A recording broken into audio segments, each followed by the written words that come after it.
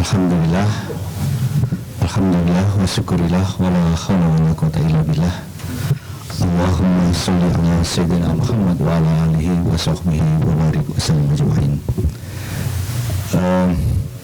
Pak Ustadz yang terhormat, serta bapak-bapak, ibu-ibu yang berbahagia, alhamdulillah, pertama-tama marilah kita panjatkan rasa syukur kita kepada Allah atas limpahan rahmat dan hidayahnya kita bisa berkumpul dalam acara Safari Ramadan di hari ini. Dan kedua, salawat serta salam kita curahkan ke kekaribaan Nabi kita, junjungan kita Rasulullah Muhammad Sallallahu Alaihi Wasallam. Mewakili dari jamaah Ustadz, kami menghaturkan jazakallah khair, terima kasih atas kedatangannya, atas curahan ilmunya, semoga menjadi ladang pahala dari Allah Subhanahu wa Ta'ala. Dan juga terima kasih kepada Bapak Ibu yang sudah ikut berpartisipasi dalam acara Safari Ramadan IJMI di hari ini. Nggak berapa tidak untuk menyingkat waktu, mungkin kita langsung aja ya, karena kalau di hari pertama kemarin kita udah kisi-kisi kayak menarik sekali. Jadi semoga masih ingat kisi-kisi ada 5 ya. Boleh dites Ustaz? Pak Tony bisa dites Ustaz.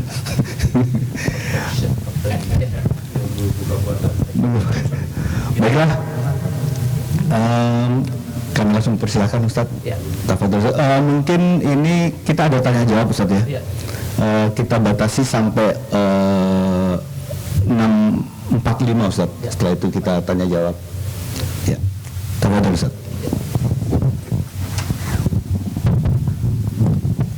Bismillahirrahmanirrahim. Assalamualaikum warahmatullahi wabarakatuh. Alhamdulillahilladzi ja'ala Ramadan syahrul siyam wa syahrul ibadah alladzi unzila fihi al-Qur'an hudan lin-nasi wa bayyinatin minal huda wal furqan. My dear brothers and sisters, all praises due to Allah, Lord of the world, who has given us time, opportunity to come together in this great place.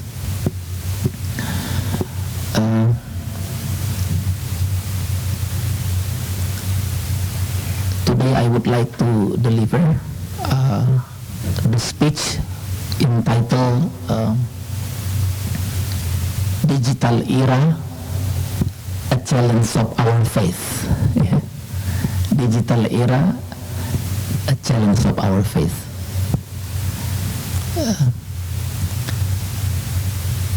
Sebagaimana kita ketahui bahwa dengan era digital sekarang, orang belajar cepat, belajar banyak, ya. Prinsipnya sekarang the more the better. Padahal harusnya the more the deeper, not the more the better. Ya, banyaknya pengetahuan doesn't guarantee our great faith. Ya, banyaknya pengetahuan tidak selalu menjamin ya kedalaman iman kita. Kalau pengetahuan itu hanya a bite size information, sepotong-sepotong saja, orang mengambil dari sini tanpa ada pemahaman yang jelas. Seperti saya what I said yesterday, kalau tidak memiliki pengetahuan tentang usul fikih, kaidah-kaidah usuliyah, tidak mengerti tentang the ultimate goal of syariah, tidak mengerti tentang what is the true of iman, ya, tidak mengerti tentang Islam secara comprehensively, tidak mengerti tentang ihsan, ya, pengetahuan yang sepotong-sepotong ini tadi justru become a disaster, ya, become something threaten us, mengancam keimanan kita. Jadi Bapak Ibu, era digital sekarang adalah semacam ancaman ya buat keimanan kita. Akan terus ke depan ini orang berlomba-lomba membuat konten. Ya, tadi benar tadi apa yang Bapak sampaikan tadi. Itu susah dibendung. Kalau hati kita memang, if our heart tend to the negative thing, ya, it will grows and it will contagious to everybody. Ya, karena itu we find it hard to stop it, to the negative content. Ya, jadi bukan soal era digitalnya, tapi soal kecenderungan hati kita jadinya sekarang. If our heart being enslaved by the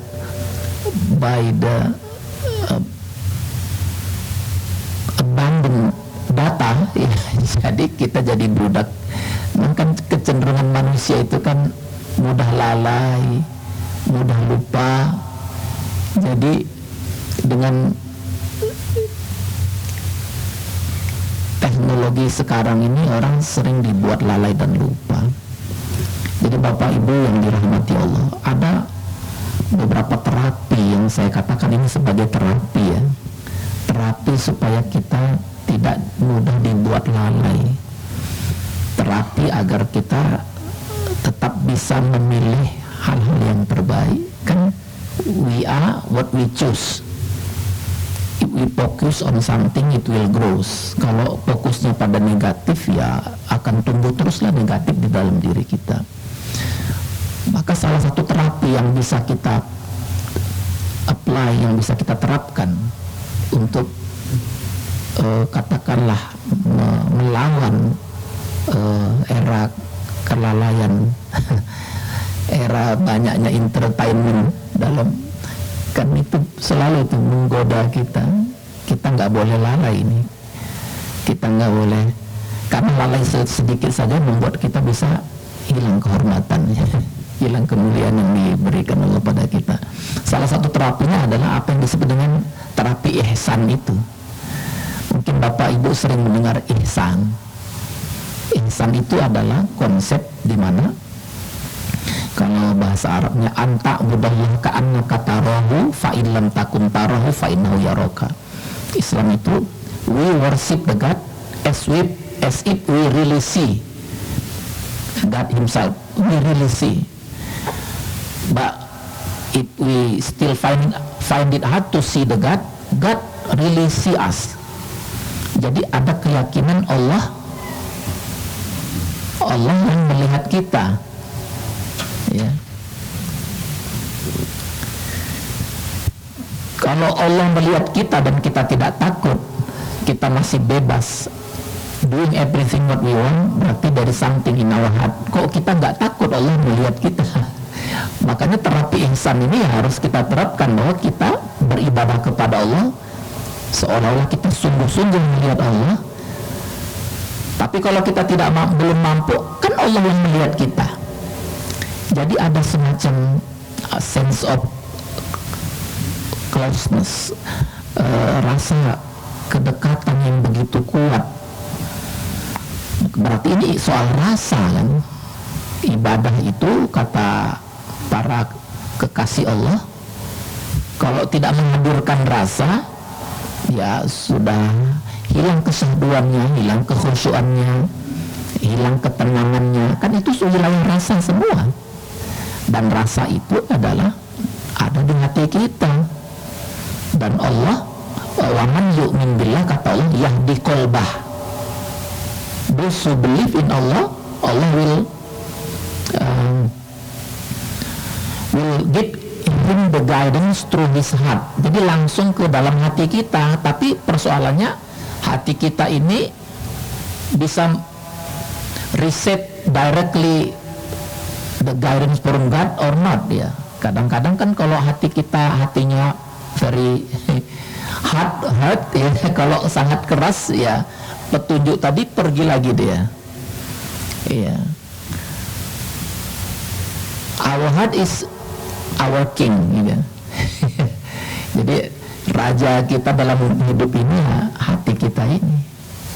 Ya, makanya tantangan terbesar ya adalah ketika hati kita seperti kata Allah hatinya keras, ya udah bahaya itu.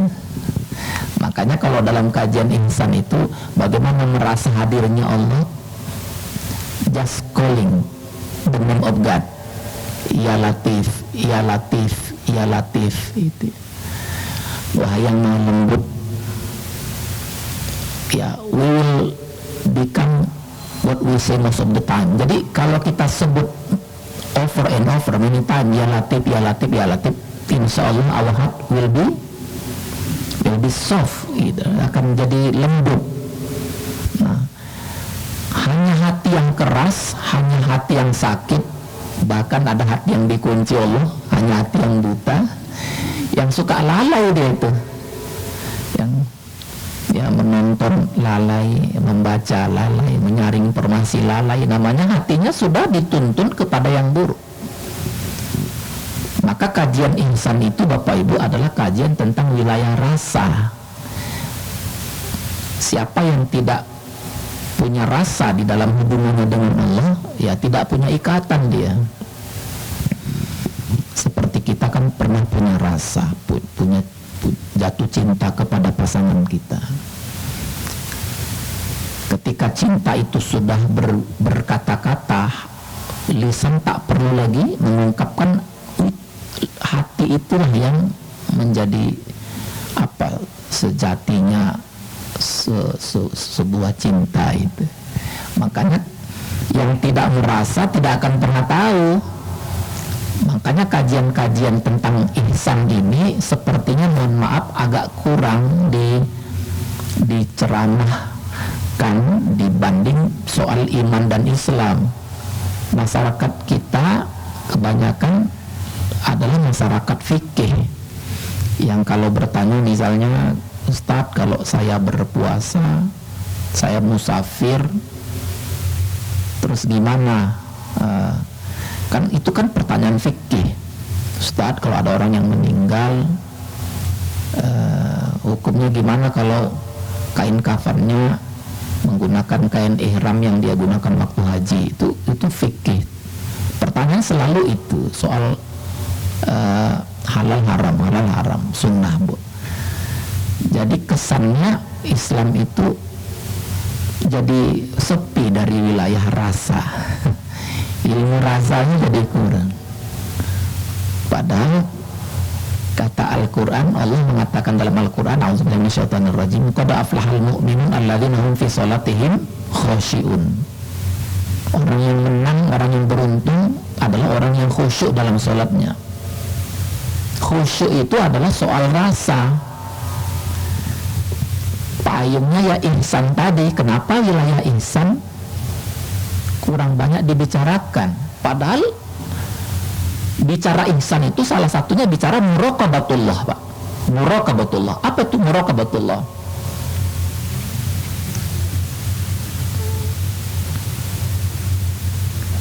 Consciousness of being watched by God every day, every second. Jadi kalau tidak ada consciousness of being watched by God, ya gimana? Padahal Allah itu menyatakan dirinya sebagai Ar-Raqib. Allah itu Ar-Raqib. Innallaha kana 'alaikum raqiban. Allah itu selalu mengawal kita, memantau kita, sampai Allah mengatakan nahnu awliyaukum fil hayatid dunya wa fil akhirah. Ya, aku menjadi pendampingmu, aku menjadi wakilmu. Kurangnya kesadaran muraqabah ini membuat kita banyak lalai, banyak lupa, jarang bermuhasabah, jarang melakukan what we call self-reflection.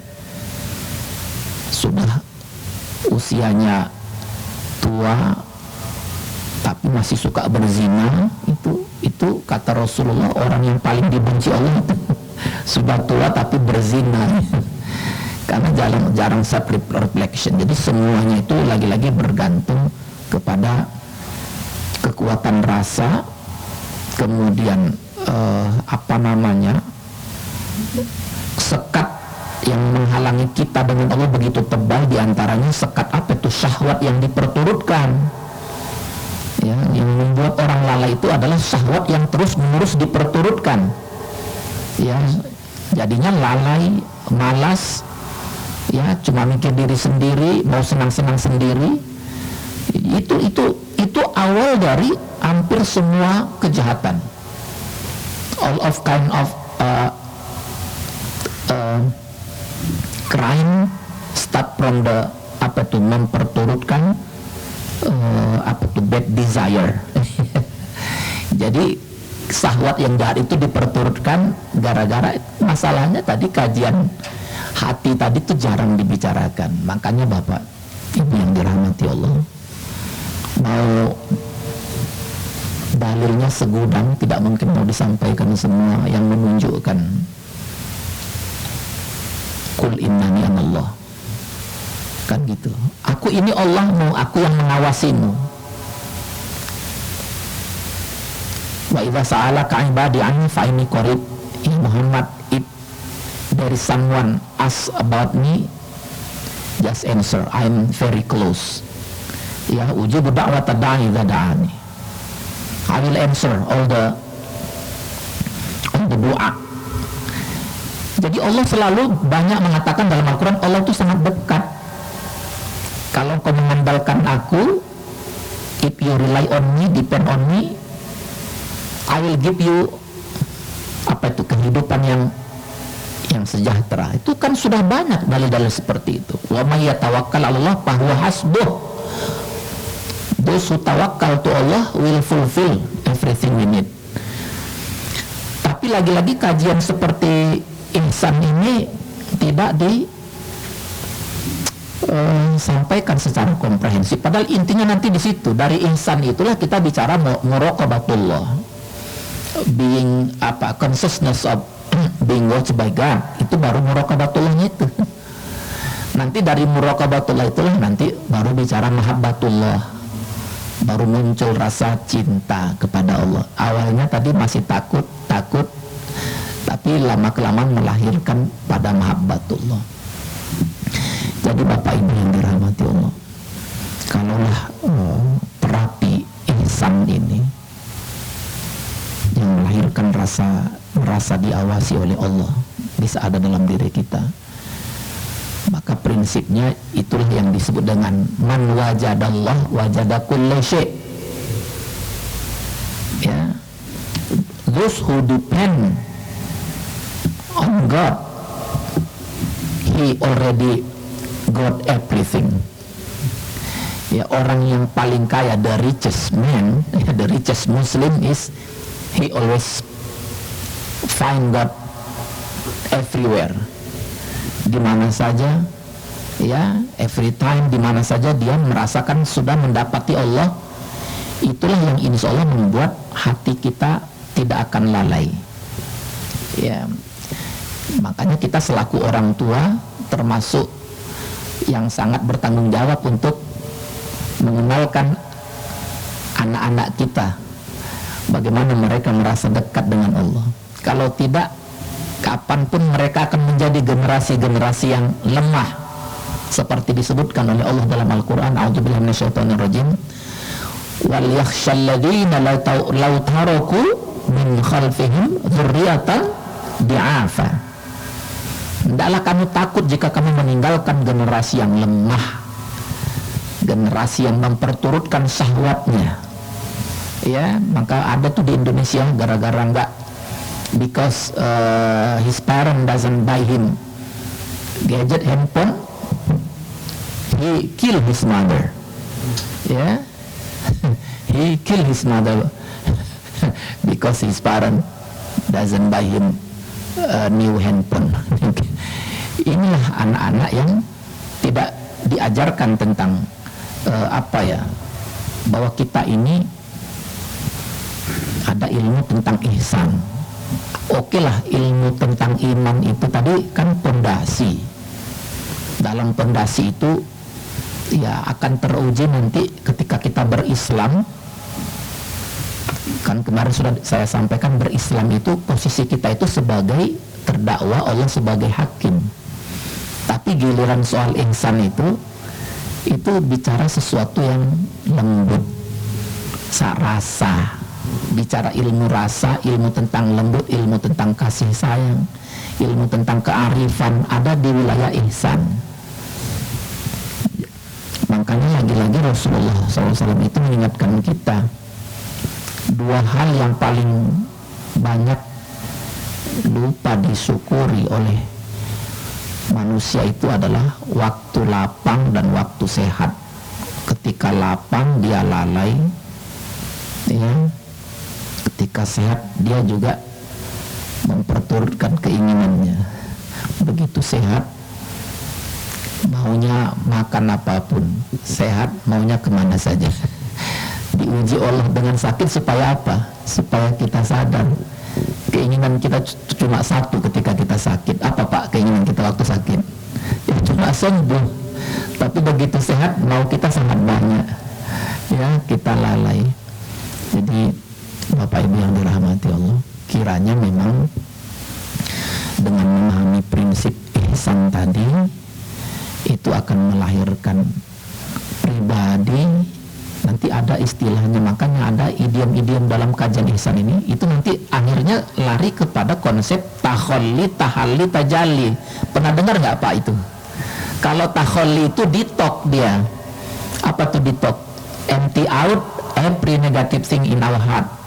Ya, apa tuh tadi, syahwat yang nggak bisa dikendalikan, syahwat pada pasangan, syahwat pada lawan jenis, syahwat pada makanan, syahwat pada jabatan, syahwat pada harta. Itu harus di empty out itu. Kalau enggak, ya kita akan yang disebutkan oleh Allah dalam Al-Quran itu, wa tuhibbunal mala hubban jamma. You love your wealth too much. Ya, apa tuh, exaggerate, apa overly love your well until apa, time take you to the grave, ya. Alhaqumut takatsur hatta zurtumul maqabir. Nah, itu harus di empty out. There are 100 of negative thing in our heart should be empty out. Bahkan para ulama mengatakan ada not only 100 but 1,000. There are 1,000 of negative thing. Jadi tugas kita hari-hari ya harus empty out tuh, harus clean up the negative thing in our heart. Tadi sedikit-sedikit suka sedih, loss of hope, ya, suka despair, putus asa, suka apa tuh, anxiety, cemas. Ya, itu kan harus di empty out itu. Nah, persoalannya kan kalau kita cemas, kita melarikan diri, kompensasi apa? Melarikannya kita ke itu tadi, hiburan-hiburan yang tadi kita kasihlah hati kita, pikiran kita dari apa yang kita what we watch every day. Padahal ya larinya ya harus tadi ke pemahaman tentang tauhid, tentang ihsan itu tadi. Itu takholli. Jadi kajian ihsan itu nanti berujung kepada pemahaman tentang takholli.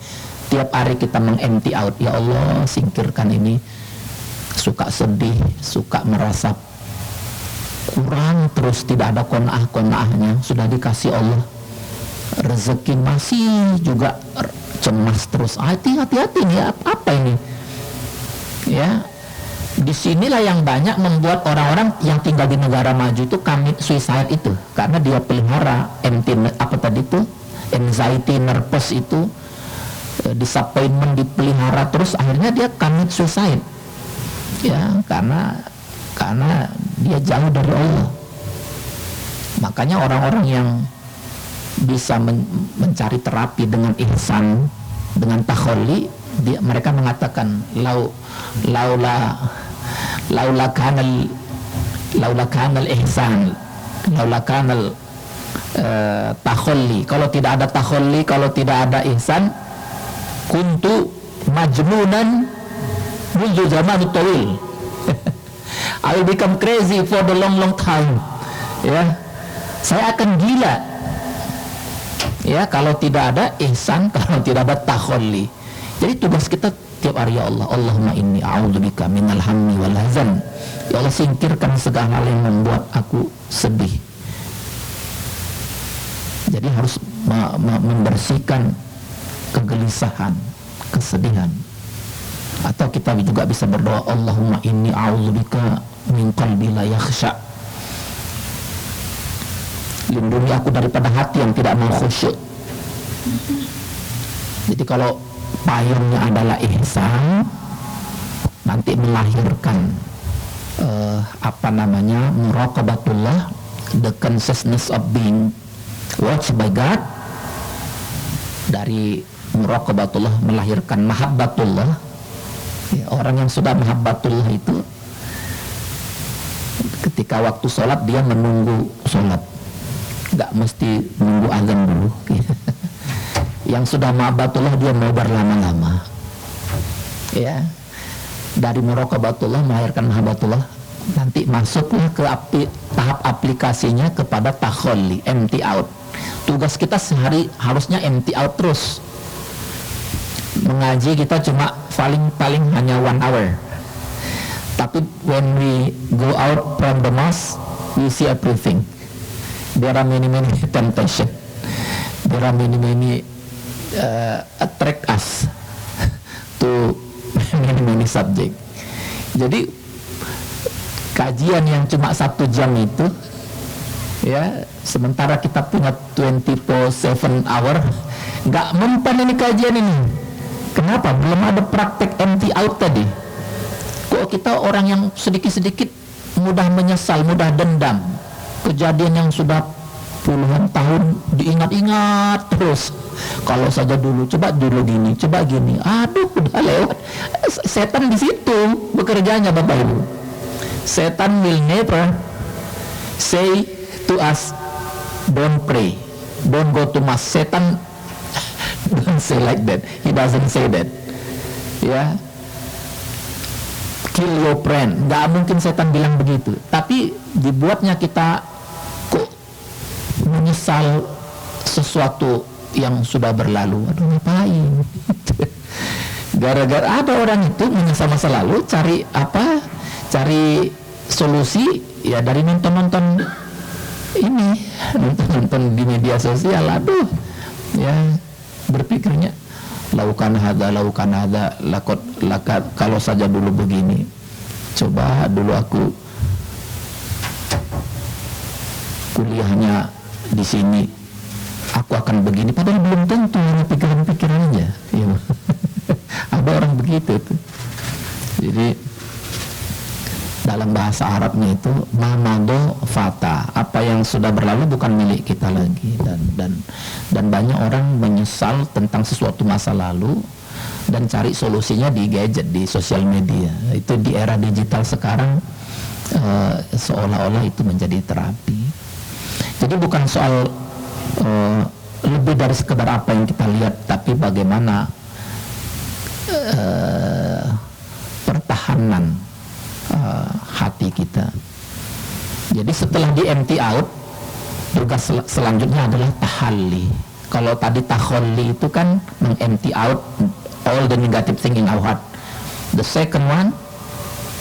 second step adalah namanya tahalli. Tadi takhalli pakai huruf kha, takhalli. Yang kedua tahalli. Apa itu tahalli? Ya, tahalli itu ya setelah dikosongkan, how to beautify, ya, how to fulfill. Ya, cara memperindah itu ya cara mengisinya ya dengan berkumpul di majelis-majelis taklim seperti ini. Ini cara kita mengisi, menghiasi hati kita. Ya, kita adalah apa yang selalu kita cenderungkan. Ya, kan ada itu istilah the power of habit. Kalau kebiasaan kita seperti ini, insya Allah janji Rasulullah, orang itu akan wafat berdasarkan kebiasaan-kebiasaannya. Maka hiasilah dengan hadir di majelis taklim. Hiasilah hati ini dengan berzikir, dengan membaca Quran. Kata Rasulullah SAW, beda, the difference between those who remembers of God and don't, ya apa bedanya? Apa perbedaannya? Ya kalau orang yang nggak pernah dusunnya do zikir, it is just like apa tuh, orang yang mati, the dead body. Tapi orang yang zikir itu senantiasa orang yang hidup. Jadi setelah dikosongkan, setelah dibersihkan, ya the second step is how to beautify. Itulah makanya kata banyak Quran mengatakan, ya jangan pernah lelah untuk berbuat baik. Everything we have done will be called to account, ya akan terus kita pertanggungjawabkan. Jadi hiasilah Bapak Ibu yang berbuat baik, ada saja jalannya ke surga nanti. Walaupun satu kebaikannya, tapi konsisten, ya meskipun yang lain mungkin kita punya kekurangan ya Bu. Bacaan Quran kita, baca Qurannya kita agak jarang, zikir jarang, tapi ada sesuatu kelebihan kita. Apa itu? Kita itu hatinya lapang, tidak suka iri sama orang, tidak suka dendam, itu ada surganya sendiri Bu. Jadi bukan sesuatu yang berlebihan ketika Rasulullah bilang sama sahabat, do you know who will be sent to the Jannah, the candidate of the person will go to the Jannah. Kata sahabat, siapa itu ya Rasulullah? It is the one who sit there. Kata sahabat, kok dia calon penghuni surga? How come? He worship to God just like us. There is no difference. Kenapa kok ditunjuk Rasulullah dia tuh apa tuh istilahnya, calon penghuni surga? Ya. Tapi singkat ceritanya ini agak panjang, nanti waktunya nggak cukup. Setelah diselidiki, ya, check and recheck, what make him will be sent to Jannah. Ternyata ada kelebihannya yang luar biasa. Apa itu? Intinya itu dia orang bahagia, dia ikut bahagia, ya. Nggak kayak kebanyakan orang misalnya di Indonesia itu, ada istilahnya, kalau bisa dipersulit ngapain dipermudah. Ya, jadi itu saya alami juga. Saya ASN Bu, sudah lebih 25 tahun jadi ASN. Proses saya mengurus kepangkatan itu dari golongan 3A, 3B, 3C, 3D, 4 sampai sekarang di 4D, ya. Itu selalu dinamikanya panjang.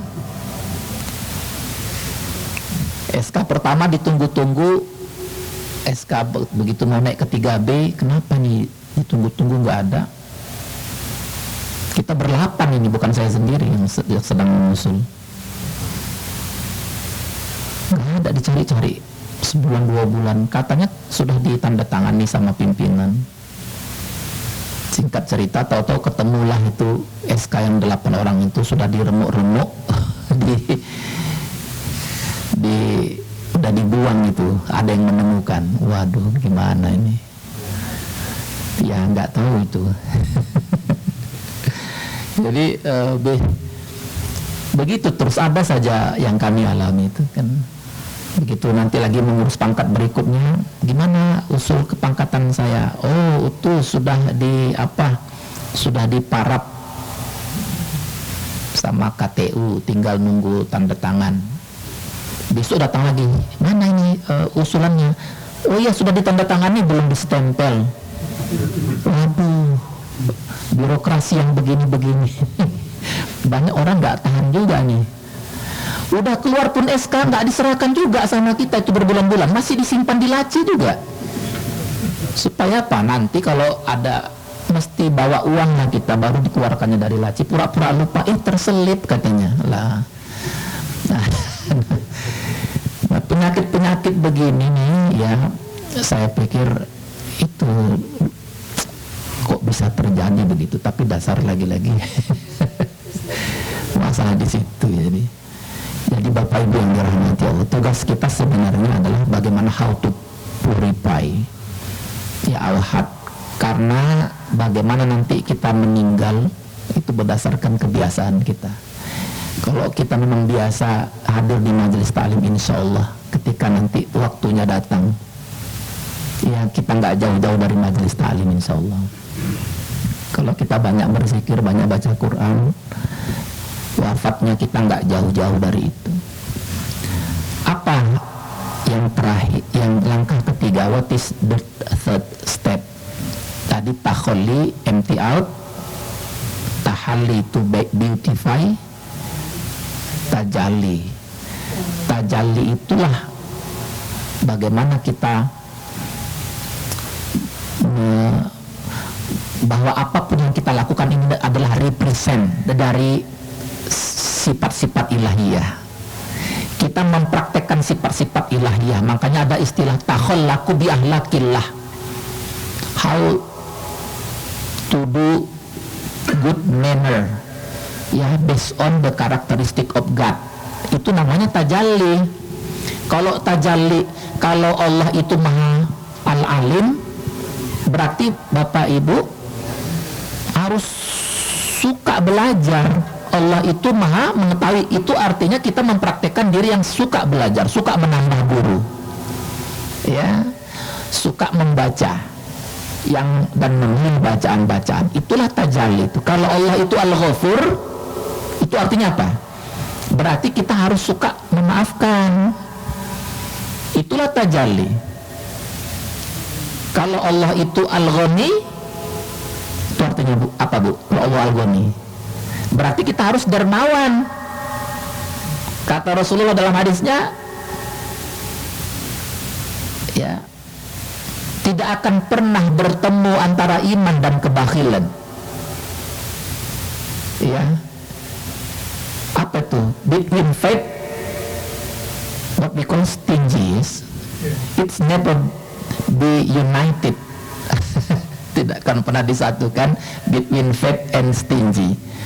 Kalau orang yang mengaku beriman tapi stingy, nah ini bukan orang yang beriman. Itu kata Rasulullah. Karena Allah itu adalah maha apa tadi, al-ghani. Makanya tajalli itu adalah mempraktekkan sifat-sifat Allah. Allah itu al-wasi, berarti kita itu harus punya pandangan yang luas. Allah itu adalah apa itu namanya, ya pokoknya nama-nama Allah itu saya sudah sedikit sampaikan kemarin. Untuk mempraktekkan tajalli ini diawali ya ikrar kita lewat nama-nama Allah tadi. Tapi Rasulullah mengajarkan kita, kadang-kadang kan kita manggil nama Allah tak satu-satu, ya Latif, ya Aziz, satu-satu ya, apalagi ya Alim. Tapi kadang-kadang ada kalanya Rasulullah itu manggil Allah itu sekali panggil, tapi untuk semua nama-namanya. Apa itu? As'aluka bikullismin walak samaita bihi nafsak. Hafal nggak Bu zikir ini? Nggak ya Pak? Bapak hafal Pak?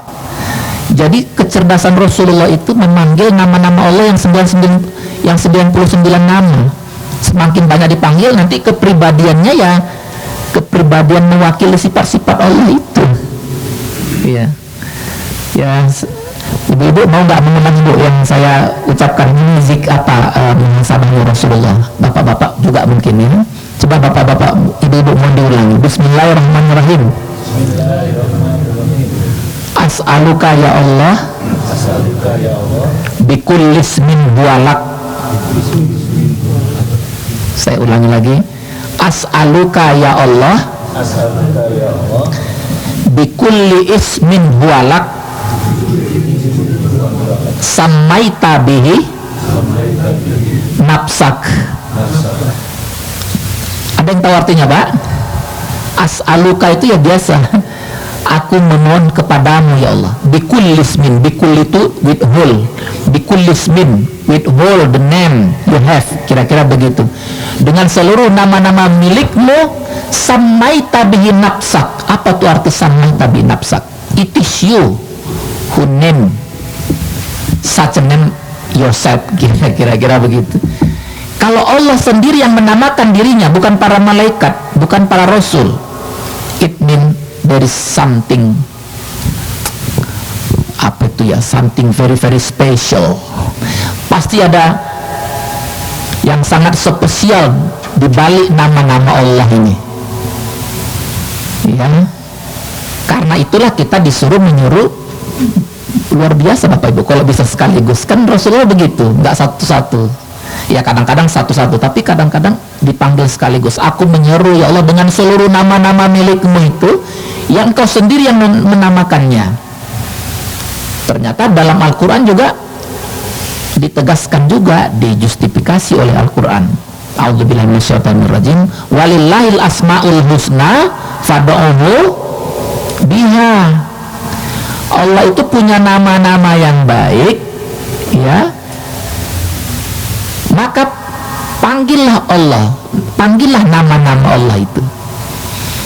Jadi mudah-mudahan ini menjadi terapi dari kesibukan-kesibukan yang tak menentu, menjadi terapi dari berbagai macam kegelisahan yang banyak membuat orang bunuh diri, yang banyak orang mudah putus asa, jarang memanggil nama Allah.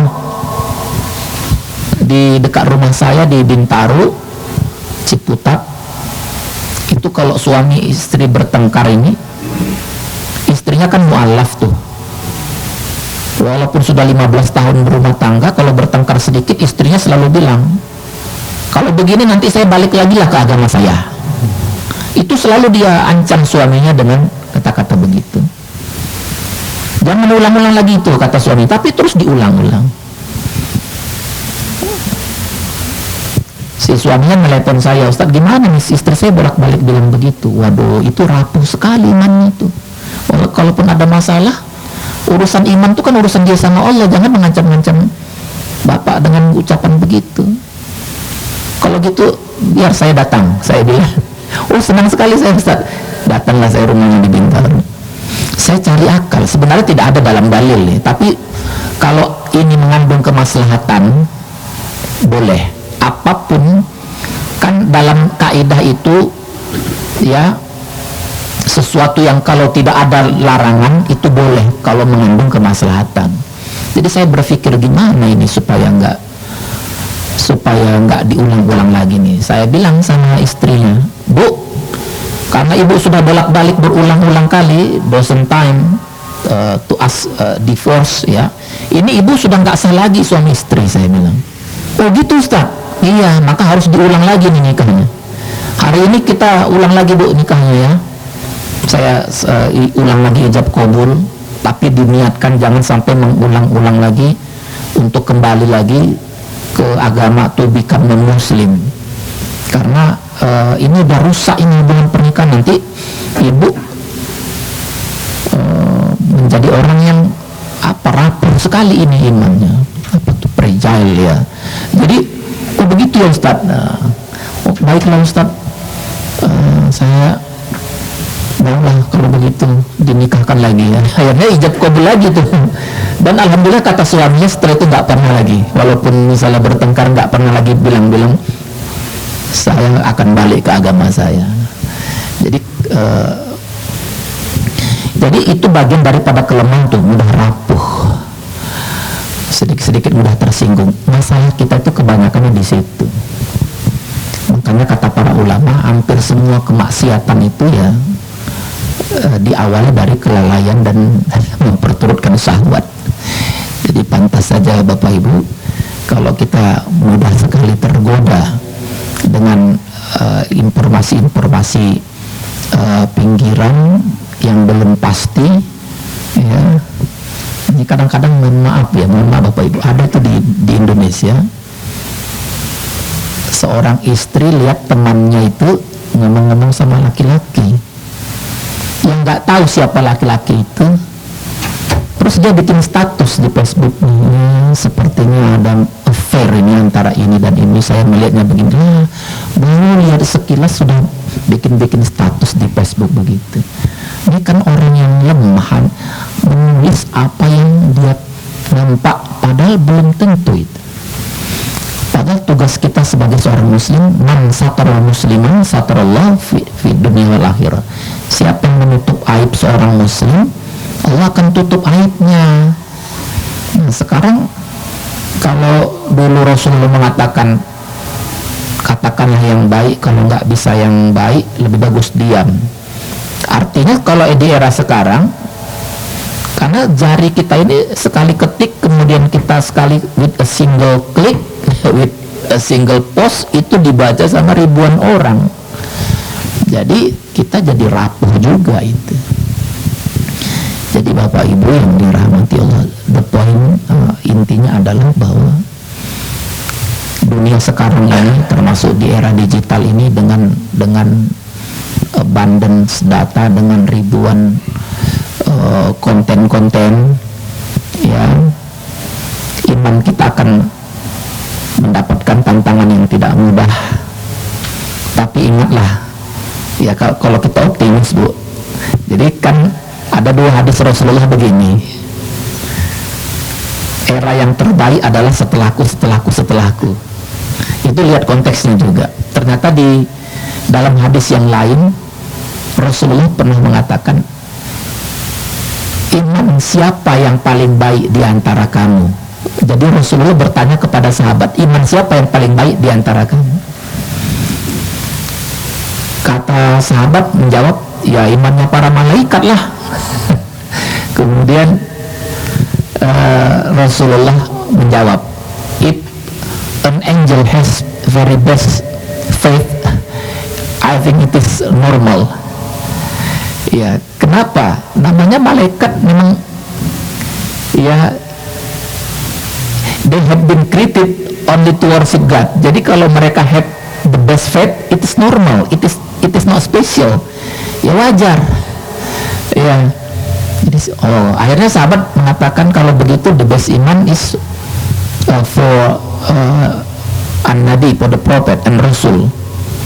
Kata Rasulullah lagi lah, kalau if the prophet had very best faith, very best believer, it is normal as well. Normal juga. Kenapa? Mereka diberikan tugas untuk menyampaikan revelation from God.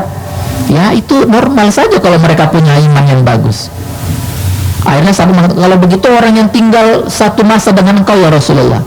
Lah, kalau mereka imannya bagus, itu juga nothing special, because my friend, my companion every time listen my voice, every time understand all my tradition, all of hadis. Jadi kalau para sahabat itu imannya hebat, nothing special. Jadi wajar saja, karena sahabat langsung directly face to face with the prophet. Akhirnya Rasul mengatakan, bukan para sahabat. Orang yang paling bagus imannya adalah orang yang live far away after me, after 100,000 times after me, but they still commit to my tradition, still commit to Quran. They are the best believer. Jadi Bapak Ibu, sebenarnya ada peluang untuk kita ini sebagai orang yang memiliki best believer. Kalau kita bisa komit, tidak lalai dari hal-hal yang mengganggu kita, termasuk sosial media itu tadi, maka kita tetap komit. Kalau amalan ibu misalnya sholat duha, teruskan itu. Yang penting kita punya amalan. Kalau bapak-bapak amalannya adalah bismillahirrahmanirrahim, teruskan itu. Gak perlu banyak-banyak, panjang-panjang. Yang penting komitmen aja, rutin aja, continuously. Ya, banyak pun ibu-ibu senangnya baca Quran. Saya senang baca Quran, Ustaz. Berapa banyak? Oh, saya baca itu sekali baca itu 5 juz. Terus ya, tapi 4 bulan sekali Ustaz buka Quran. Lalu untuk apa banyak-banyak? Tapi untuk apa Bapak sholat duhanya 12 rakaat nih, semangat. Tapi 6 bulan sekali sholat duhanya, Bu. Yang dicintai Allah itu sedikit, tapi sebagian kerutinan-rutinitas itu akan membuat kita tidak lagi lalai, Bapak Ibu, dengan hal-hal yang kecil-kecil, termasuk medsos, media sosial, termasuk di era digital sekarang yang kita tiap hari dicekoki, ya, tiap hari dicekoki konten-konten. Mudah-mudahan nanti orang-orang yang memiliki kekuatan, para pemimpin-pemimpin kita, siapapun yang memiliki modal, kekuatan, ini bisa membuat semacam konten tandingan, ya.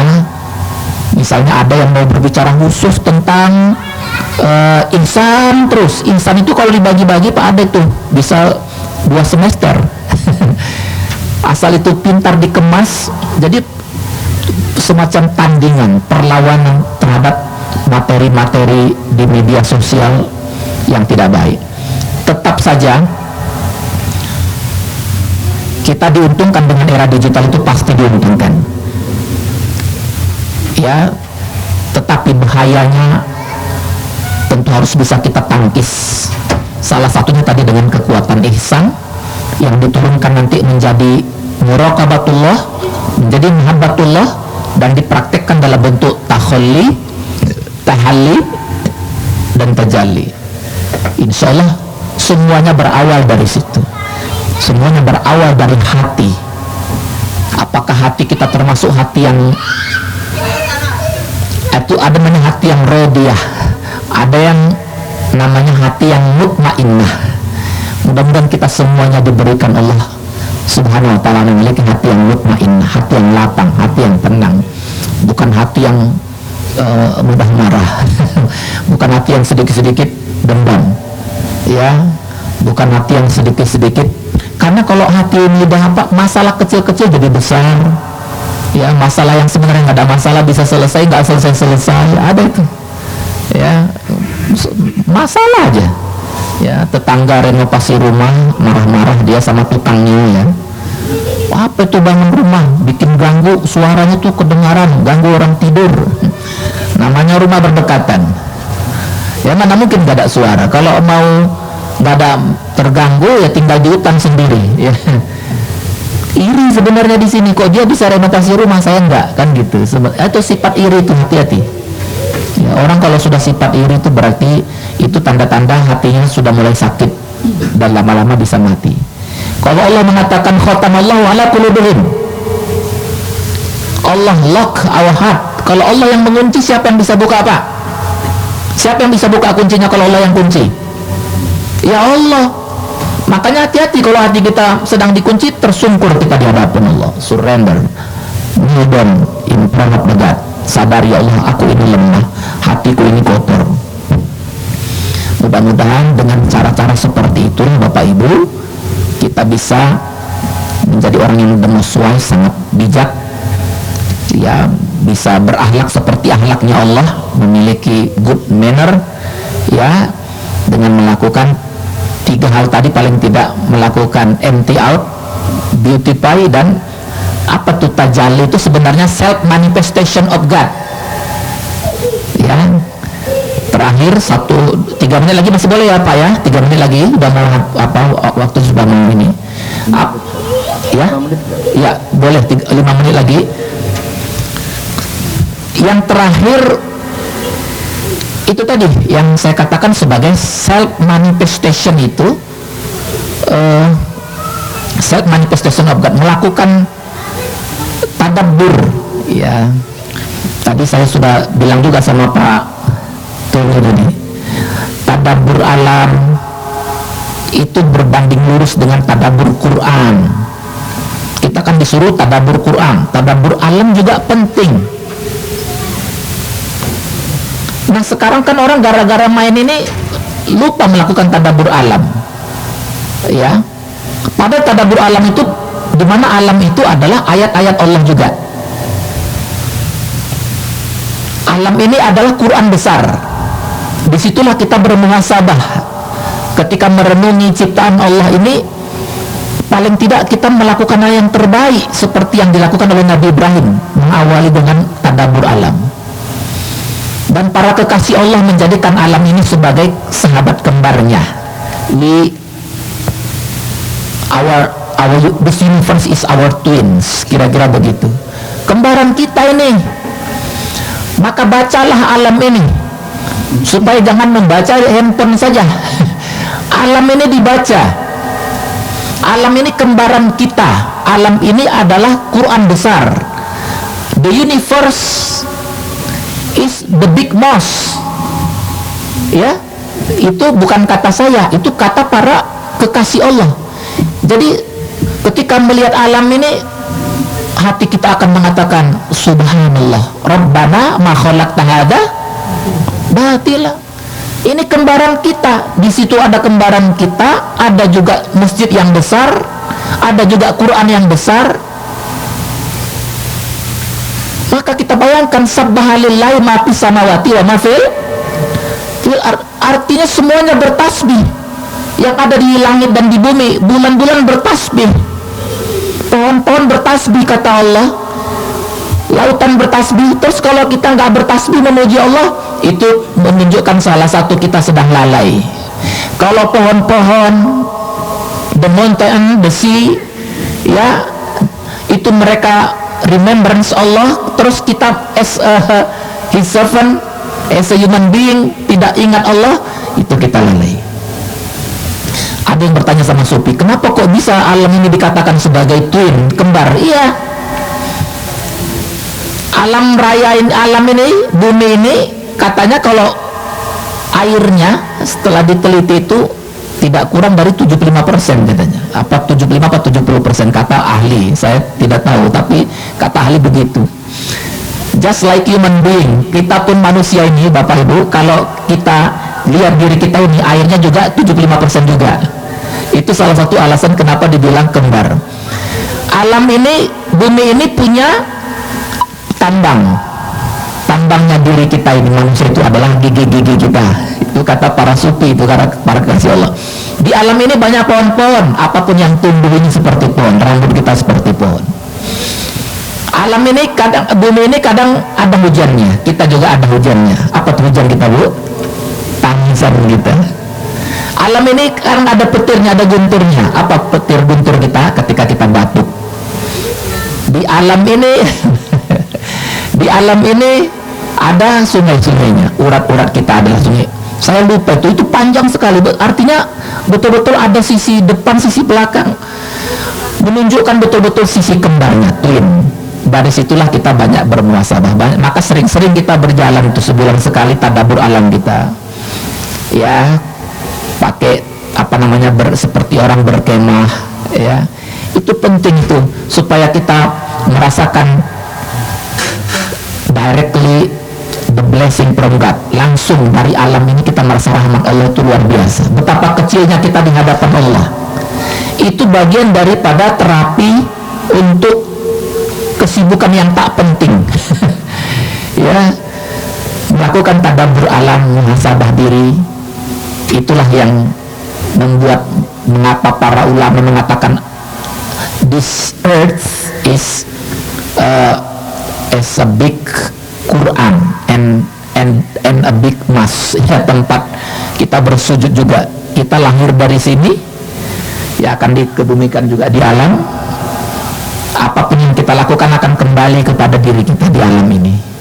Ketika kita buang sampah sembarangan, pada akhirnya nanti sampah itu dan kawan-kawannya datang ke rumah kita saat dilanda oleh banjir. Apa yang kita lakukan semuanya akan kembali pada kita.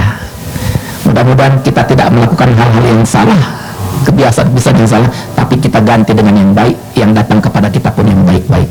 Saya kira itu pengantar pada hari ini. Mudah-mudahan poin-poin tadi bisa kita praktekkan. Silakan, Mbak.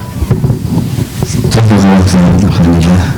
Mudah-mudahan Bapak Ibu tentang era digital menjadi ancaman, di mana tadi konsep yang harus diterapkan adalah ihsan, Ustaz, ya. Iya. Ihsan, di mana kita merasa diawasi, kemudian mengakibatkan kita menjadi muraqabah. Dari muraqabah itu akan menjadi mahatullah. Dan dari mahatullah itu mahabbatullah. Iya. Akan ada proses taholi, tahali dan tajali. Ya. Itu konsep tasawuf Ustaz ya? Iya, itu konsep ihsan juga. Ihsan juga Ustaz ya? Ihsan yang Jadi- kadang-kadang disebut tasawuf juga. Iya, tasawuf ya. Oke. Makasih. Mungkin ada yang perlu ditanyakan atau kita diskusikan.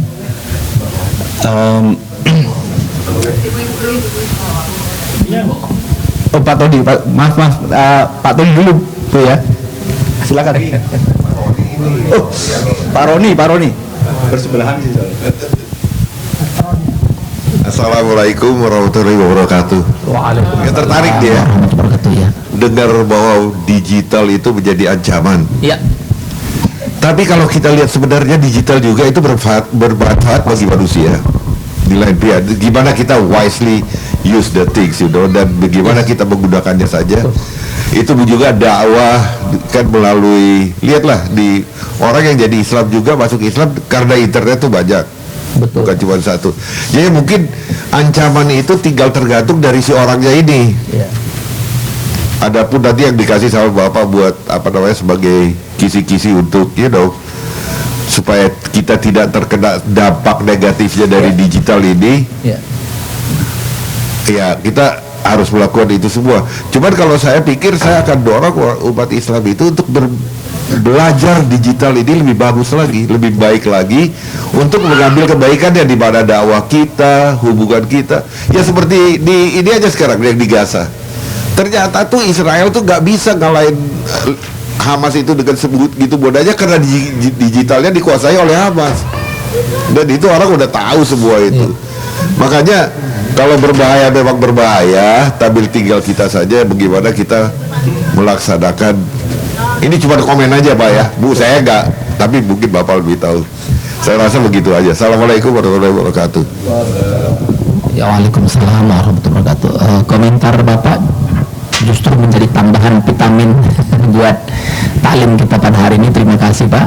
Memang kalau dari sisi manfaatnya tidak diragukan lagi. Semua orang sepakat era digital itu membuat dakwah Islam itu justru semakin berkembang ya. Kalau memang kontennya ke dakwah ya. Memang makanya tadi dari awal ayo kita berlomba-lomba membuat konten yang untuk mengajak kebaikan. Jadi karena sejauh ini yang menang itu masih masalah seks, hiburan-hiburan ya, materialisme, hedonisme itu yang masih menang dibanding tema-tema dakwah yang kita butuhkan. Jadi perlu ada budaya tandingan ya untuk membuat konten-konten yang terbaik. Ya bahkan Pak kalau kita udah bicara artificial intelligence itu banyak sekali dibutuhkan para dokter, para ilmuwan, termasuk para penulis lagu, penulis film itu dibantu betul. Tapi efeknya memang makin banyak yang PHK karena orang mengandalkan itu. Jadi dibalik sisi positif, negatifnya juga tidak kalah banyaknya. Ya, jadi persoalannya kan adalah ketika orang menggantikan posisi Muslim scholar itu cukup dengan AI. Padahal AI itu tidak punya ruh. Dia tidak pernah menangis sujud dalam doa. Manusia itu yang bisa menangis dalam doanya. Manusia yang bisa menangis saat membaca Quran. Ya tadi malam itu imamnya bagus sekali itu di masjid. Itu kalau sudah doa waktu apalagi pas doa kunutnya itu bisa membuat tears ya, membuat kita nangis. Kalau AI secanggih apapun nggak bisa nangis dia bukan. Jadi pasti manfaat banyak. Kita hanya menjaga-jaga supaya kita tidak lalaikan. Salah satu sikap seorang yang beriman itu adalah kehati-hatian dan menghindarkan dari hal-hal yang tidak pentingnya. Jadi terima kasih Pak tambahannya luar biasa. Silakan Ibu. Ya terima kasih Pak Doni. Pak Rodi sorry.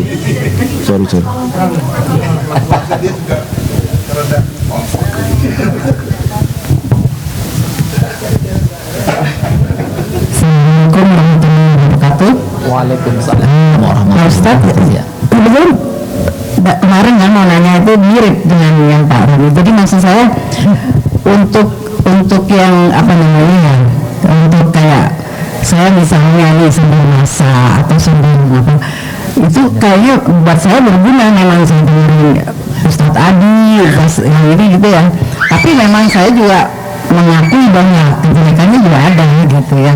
Kalau apa, tapi gimana itu untuk mengatasi yang itu? Ke satu. Kedua, pertanyaannya yang tadi yang tahlil dan tajam itu, adakah kiat-kiatnya gimana supaya kita itu gimana kan yang kayak tahlil kan apa move out gitu kan ya, keinginan untuk yang jelek-jelek itu terus mengisi dan menginvestasi ya yang itu. Ada nggak Ustaz kiat-kiatnya? Terima kasih banyak Ustaz.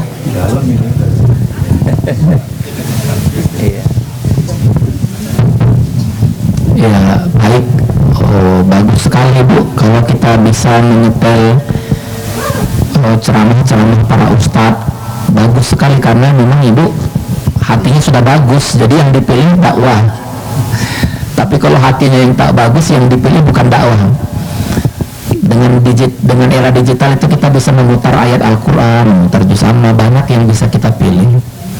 Ya, jadi lagi-lagi subscriber untuk konten-konten yang buruk itu masih lebih banyak, karena mungkin kita tidak memprioritaskan dalam urusan ini. Itu makanya tadi saya katakan pemerintah atau yang punya kebijakan coba harus memberikan apresiasi untuk orang-orang yang bisa membuat konten-konten yang lebih positif ya.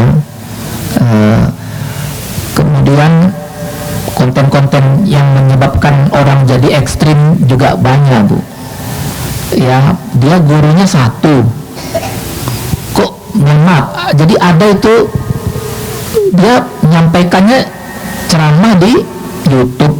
Salah satu isi ceramahnya, siapapun yang mau berkurban baik sapi maupun kambing, dipastikan itu kambingnya tidak pernah makan sayur tetangga katanya.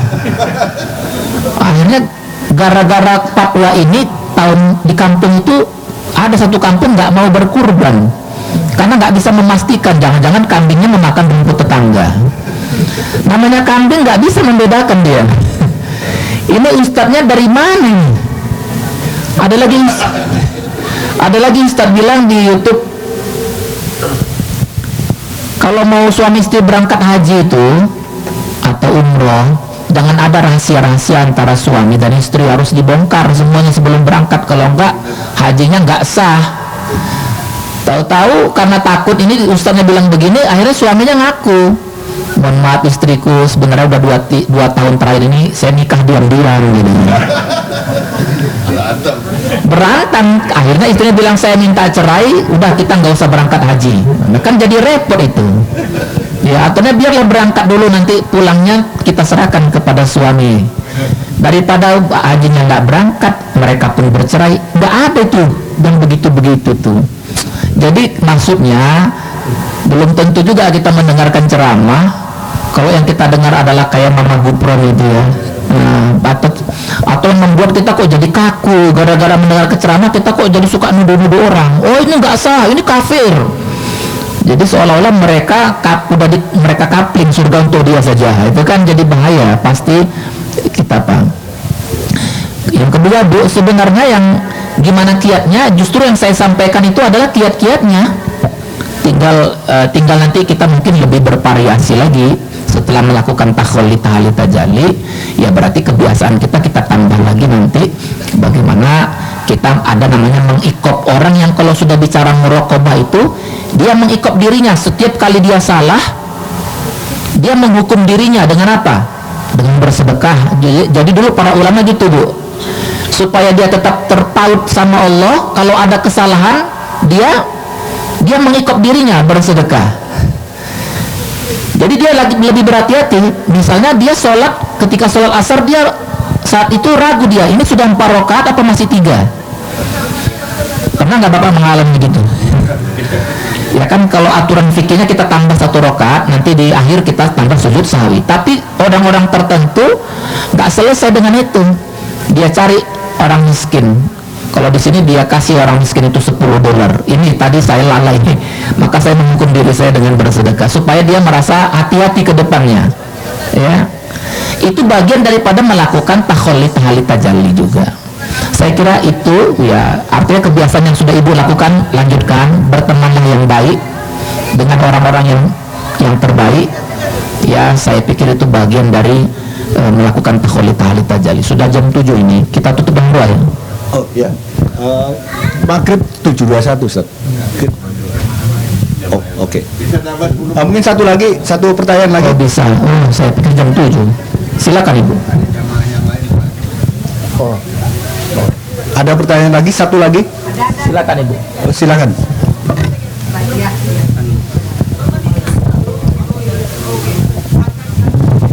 Assalamualaikum Pak Ustadz. Ya. Mohon maaf, ini pertanyaannya tidak menyangkut digital. Ya. Waktu beberapa hari yang lalu saya tuh sholat di musola di kantor, itu ada imamnya itu kan jauh jaraknya dengan kita Pak Ustadz. Terus Jawa itu masih satu gedung apa udah pisah? satu gedung, tapi kalau saya nepuk tangan itu kemungkinan nggak akan kedengaran. Salah. Terus makmumnya yang laki-laki itu satu, kemudian makmum yang laki-laki berdatangan sesudah sholatnya dimulai, kemudian imamnya itu kurang 1 rakaat. Nah terus saya kan ada beberapa teman-teman perempuan, saya juga bingung, ada teman-teman yang langsung nyambung 1 rakaat lagi, tapi saya memutuskan untuk mengikuti imam. Kemudian sesudah itu sujud sahwi. Nah, yang 1 rakaat itu kemudian saya mikir-mikir, oh Rasulullah dulu pernah dibilangin kurang 1 rakaat, terus Rasulullah sholat, tapi saya melakukan sholat sendiri. Bagaimana yang sebenarnya Pak Ustadz? Terima kasih. Assalamualaikum warahmatullahi wabarakatuh. Waalaikumsalam warahmatullahi wabarakatuh. Bagus pertanyaannya, dan ini pertanyaan tentang fikih. Karena pertanyaan tentang fikih, maka kita kembali kepada pendapat ulama yang setahu saya kalau ada masalah begini berbeda pendapatnya. Tinggal nanti ibu mau pegang yang mana. Dalam kasus kita bersolat berjamaah dan imamnya ternyata lupa yang harusnya 4 rakaat 3 rakaat, ya kita sebagai makmum ya ikut imam walaupun salah. Sudah ada usaha untuk mengingatkan tapi nggak kedengaran, berarti kita mengikuti imam dan itu dianggap sholatnya sah karena itu bagian daripada tanggung jawab imam. Kita mengikuti imam walaupun kita tahu itu kurang cuma 3 rakaat dan kita tidak perlu mengulangi lagi. Ada pendapat seperti itu. Tapi ada pendapat yang kedua. Di antaranya kata Rasulullah, kalau kita mengikuti imam yang salah, kita bisa menggunakan istabta qalbak.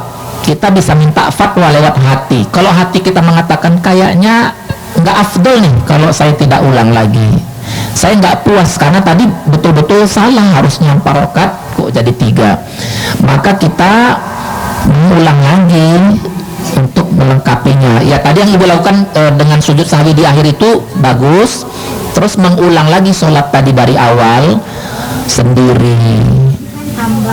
Bukan kalau nambahnya, kita kalau nambah waktu yang sama itu namanya kita nggak berjamaah, Bu. Kita kan sebagai makmum.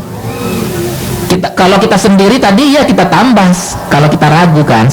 Tapi kalau posisi kita sebagai makmum, kita begitu imam salam kita ikut salam, dan itu sebenarnya sudah selesai.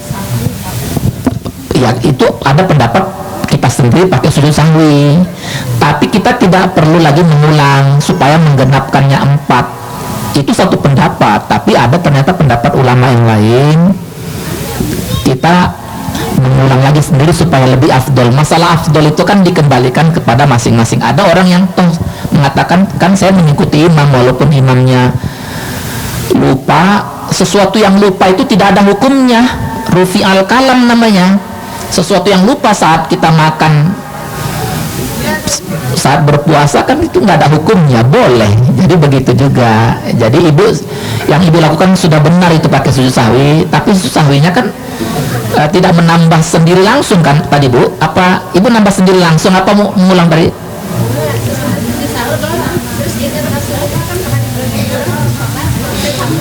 Ya itu di satu hal, tapi Rasulullah berpendapat sama kasusnya mirip-mirip juga ketika orang yang sudah 2 orang mencari air untuk berwudu, nggak ketemu nih airnya.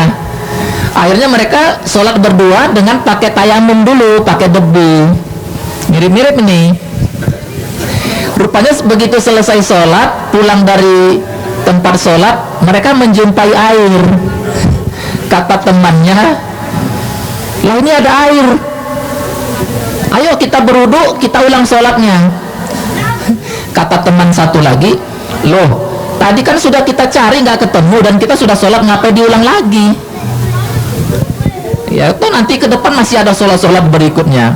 Tapi yang mengulang, tapi akhirnya kawan yang satu ini dia mengulang dengan wudu pakai, ya dia berwudu. Tapi dia merasa nggak puas, dia datang kepada Rasulullah menceritakan begini-begini. Akhirnya Rasulullah mengatakan yang tidak mengulang sah sholatnya, yang mengulang juga bagus. Jadi dua-dua dibenarkan. Dari kasus ini berarti ibu mau mengulang lagi atau mau menambah itu juga boleh. Tapi kalau bisa menambahnya enggak, setahu saya kalau kita berjamaah, kalau misalnya ibu menambah sendiri itu sudah mutafarriqah, boleh, tapi sudah bukan hitungan jamaah. Ya supaya kita terhitung jamaah yang pahalanya 27 kali lipat, selesaikan aja bersama imam. Jangan main sendiri-sendiri aja. Udah selesaikan sama imam, mau ibu mengulang ya harus 4 rakaat lagi kalau mau mengulang. Ya jangan satu, nggak ada sholat itu. Kecuali tadi ibu sendiri, sholat sendiri. Kan kita mau mengambil manfaat dari apa ya? Dari berjamaah. Namanya makmum ya harus ikut imam, walaupun Bu ada yang lebih ini lagi Bu. Kita masuk masjid, ada orang yang sholat, kita kira dia sholat zuhur, rupanya dia sudah sholat ba'diyah, udah selesai. Itu pun nggak apa-apa. Misalnya dia tadi tinggal 1 rakaat, kita tinggal menambah 3 rakaat untuk 4 rakaat sholat zuhur, itu pun boleh, nggak apa-apa, nggak perlu kita mengulang lagi. Kan kita berpikir dia sholat zuhur, nggak apa-apa. Tapi ada lagi yang lebih unik lagi. Ketika Rasulullah dan sahabat sudah selesai sholat, katakanlah sholat maghrib berjamaah, atau ada salah seorang sahabat sholat sendiri karena dia tahu semua sudah sholat, dia terlambat. Apa kata Rasulullah? Tolong temani yang sholat sendiri itu supaya dapat 7 kali lipatnya. Jadi sholat 2 kali. Itu artinya sholat 3 kali pun juga boleh kalau ada lagi nanti yang datang terlambat, kalau kita mau ada waktu. Ada waktu dan Kalau masalah fikih perdebatan masalah rasa juga Ustaz. iya salah rasa. Iya saya kira bagus ini Bu ya. Makanya kata Rasulullah ittaqal qalbak, dalam tahap tertentu kembalikan kepada hati. Kalau masih ada rasa kurang afdol, kurang baik, kurang pas, ya ikuti hati, sholat lagi. Tapi kan ada orang yang tidak perlu mengulang lagi, kata Rasulullah, karena sudah merasa dia patuh dengan imamnya, walaupun imamnya salah, kan itu nggak disengaja. Ya. Saya kira itu Rasanya mana yang rasanya yang paling Oke, langsung di doa Ustaz. Baik Bapak Ibu, sebagai penutup akhir kita pada hari ini, mari sama-sama kita berdoa, bermunajat. Mudah-mudahan Allah senantiasa menjaga hati kita, hati yang cenderung kepada Allah, hati yang bersyukur, hati yang tidak lalai. A'udzubillahi minasyaitonir rajim. Bismillahirrahmanirrahim. Allahumma shalli ala Muhammad wa ala ali Muhammad. Ya Ghafur, ya Ghafur, ya Ghafur. Wahai Allah, Engkau yang Maha Pengampun. Kasih sayangmu jauh lebih besar daripada marahmu ya Allah. Jangan Engkau marah karena dosa-dosa kami ya Allah. Banyak kelalaian kami ya Allah. Kalau tidak Engkau ampuni kami, betapa ruginya kami ya Allah. Ampuni kami ya Allah. Ampuni atas dosa yang kami lakukan, baik yang disengaja maupun yang tak sengaja, baik dosa yang tersembunyi maupun yang nyata, baik dosa karena perkataan maupun dosa karena perbuatan. Ampuni kami ya Allah. Ya Tawwab, ya Tawwab, wahai Engkau Allah yang Maha menerima taubat, terima taubat kami ya Allah. Kami datang kepadamu dengan pengakuan dosa-dosa kami, sekotor, sejahat, sehitam, sehina apapun dosa yang pernah kami lakukan, jadikan itu dosa yang terakhir yang pernah kami lakukan ya Allah. Ampuni kami bertobat ya Allah. Kami menyesal atas dosa-dosa kami ya Allah, ya Rabb kami. Ampuni kami jika sampai usia yang Kau berikan hari ini sampai setua ini Engkau amanahkan kami hidup. Ampuni kami jika masih banyak kelalaian. Ampuni kami jika masih banyak nikmat yang tidak kami syukuri. Ampuni kami yang banyak waktu yang terbuang sia-sia ya Allah. Ampuni kami ya Allah. Bimbing hati kami agar hati kami senantiasa rindu kepada Engkau ya Allah. Bimbing kami agar hati kami senantiasa khusyuk saat beribadah kepadamu ya Allah. Bimbing hati kami agar kami merasakan kebahagiaan dalam setiap doa-doa kami, dalam setiap sujud-sujud kami ya Allah. Singkirkan segala penyakit-penyakit yang mengganggu kekhusyukan kami ya Allah.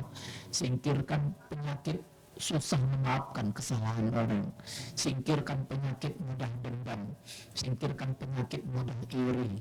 Singkirkan penyakit suka dipuji orang lain. Singkirkan penyakit kesombongan dalam hati ini ya Allah. Gantilah penyakit-penyakit itu dengan hati yang lapang, hati yang penuh syukur, hati yang senantiasa berkomah dan tawaduk, hati yang senantiasa bersyukur kepadamu ya Allah. Ya Allah, ya Rabb kami, jadikan kami orang tua yang terbaik bagi anak-anak kami ya Allah. Orang tua yang bisa membimbing anak-anak kami sehingga anak-anak kami dekat dengan Engkau ya Allah. Bimbing kami agar anak-anak kami menjadi anak-anak yang menjadi qurratu a'yun bagi kami ya Allah. Anak-anak yang menghiasi hati dan mata kami saat memandangnya ya Allah. Anak-anak yang selalu berdoa buat kami orang tuanya ya Allah, baik saat kami masih hidup maupun saat nanti sudah Engkau panggil. Bimbing kami ya Allah. Bimbing kami ya Allah. Jika waktu yang masih Kau amanahkan ini, bimbing kami agar waktu yang masih Kau amanahkan kepada kami gunakan untuk hal-hal yang terbaik ya Allah. Ampuni dosa orang-orang yang begitu banyak perhatiannya, yang begitu banyak jasanya, terutama pengurus masjid yang ada di sini, yang memikirkan kemakmuran masjid, memikirkan ta'lim-ta'lim di dalamnya. Berikan ampunan pada mereka yang sibuk mengurus untuk demi syiarnya agamamu ya Allah. Ampuni ya Allah dosa kedua orang tua kami jika mereka pernah berdosa. Sayangi mereka ya Allah. Jika ada di antara kami orang tua kami yang masih Engkau beri amanah usia, sehat-sehatkan mereka, bahagiakan mereka ya Allah. Bagi orang tua kami yang sudah Engkau panggil, lapangkan kuburnya, terangi alam barzahnya ya Allah. Jika ada di antara kami yang sedang Kau uji dengan sakit, angkat penyakitnya ya Allah. Sembuhkan dia ya Allah. Engkau yang maha menyembuhkan ya Allah. La syifa illa syifauka. Tidak ada yang bisa menyembuhkan kecuali dengan Engkau ya Allah. Ya Allah, kami tidak tahu sampai kapan waktu Kau amanahkan kepada kami hidup di dunia ini. Kami hanya bisa bermohon kepadamu ya Allah. Jadikan saat yang terbaik dalam hidup kami adalah saat jelang kematian kami. Jadikan ibadah kami yang paling khusyuk adalah ibadah detik-detik kematian kami. Jadikan hari yang paling bahagia bagi kami saat kami berjumpa dengan Engkau ya Allah. Allahumma rabbana awin alaina fi sakaratil maut wa najatan minan nari wal 'afwa indal hisab. Rabbana atina fid dunya hasanah wa fil akhirati hasanah wa qina adzabannar. Walhamdulillahi rabbil alamin. Alhamdulillah Ustaz. Terima kasih juga kepada Bapak Ibu atas partisipasinya. Dan jangan lupa besok masih ada jam 5.30 insya Allah kita sudah mulai, jadi masih banyak waktu. Dan mohon maaf apabila ada salah kata dari saya. Mari kita tutup dengan doa penutup majelis. Subhanallah wa bihamdika asyhadu an la ilaha illa anta astaghfiruka wa atubu ilaik. Assalamualaikum warahmatullahi wabarakatuh. Ya.